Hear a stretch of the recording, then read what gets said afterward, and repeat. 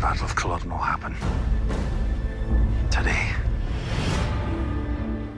Yes, our finale is a feature-length episode, and we finally meet Roger, Wakefield, and Bree. I'm afraid I haven't had the pleasure. Roger. It is. Well, I can't believe it.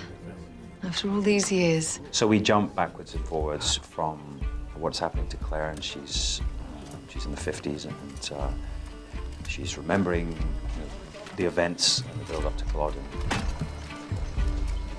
What is it? The deed of Cézanne conveys the title of Lallybroch to James Jacob Fraser Murray. Giving the place over to your nephew. Aye. This protects Lallybroch. It keeps the estate and the family safe from the crown. And the build-up to Culloden, when we flash back to it, we're now down to minutes. We're now down to every second counting. But today is the day, James. Mark me, before this day is over, I will make a believer of you. And Jamie has killed Dougal. He had to. And there's a great moment, I think, when they have this fight, and Jamie almost has Dougal, but can't quite do it. And we decided that Claire should be involved in that, and that isn't in the books. And I think it makes them both implicit in the murder of Dougal. It makes them both guilty. So they're united in their, in their desperation of trying to save everyone, everything. And actually, by doing that, they've had to kill Jamie's uncle, which, doesn't sit well with him, but it's something he has to do now. I'm sorry, Uncle. And then it's just about trying to save Claire.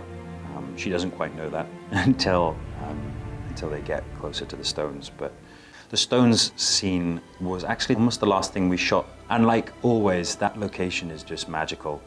And we woke up in the morning very early and realized that there'd been snow overnight. And as the sun came up, you could see right down the valley, and it was just covered in this white snow.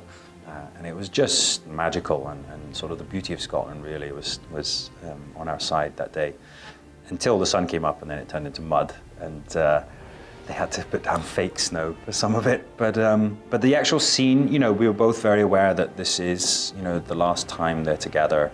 So there is a pressure, but you also don't want to pressurize yourself as an actor. Otherwise you begin to tense up, and we just wanted to see what happened. And out of it came this wonderful, almost choreography, this moment where it's almost like a dance where Jamie's guiding Claire with her back towards the stone, so she's staring at him. And it seemed to work, because we couldn't work out how to get Claire to the stone, because she doesn't want to go.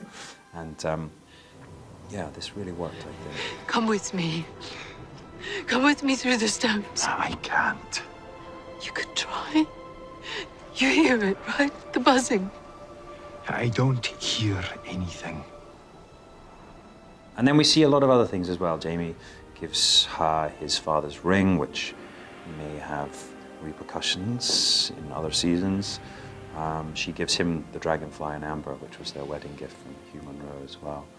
And then they have a final moment together. But again, that's broken off by the cannons of Culloden and the sort of death toll of Jamie, really. And he knows he's going to die, but at least she is going to be safe, and his unborn child, who will be Bree. We won't actually see what happens to Jamie after she's gone through the stones until possibly the next season. But for me, that's a really big question, and something that would be really interesting to look at. Who is Jamie without Claire? Who is he? Why is he still surviving, or what has he got to live for when he's lost the woman that he loves? She will eventually return as well, but they're both older. So what is Jamie? Who's the man he's become, age-wise, physically? I did jest about maybe getting really fat. I thought that would be quite interesting, and I think that's the joy of the show. It's never the same thing. It's constantly moving and going forward. So yeah, next season should be quite an adventure.